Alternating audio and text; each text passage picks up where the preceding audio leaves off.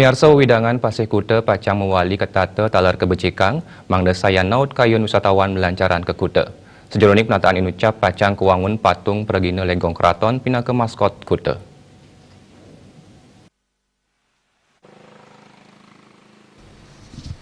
Satios kasus punika genah surfing sane becik Pasir Kuta talar kasub pina ke genah nyak siang sunset.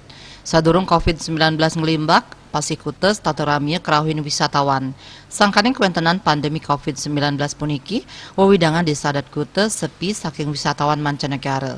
Sangkaning punika desa adat meprakanti sareng desa dinas, miwah pemerintah Kabupaten Badung, gerencanayang penataan miwah ngemecikang wewidangan Pasir Kuta.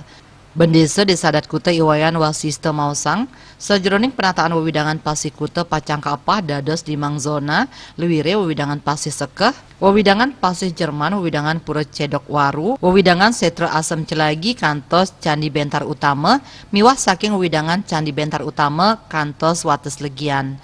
Kerencanayang ring limang zona punika kawigunayang pina ke zona upacara, playground, pasar seni kantos parkir.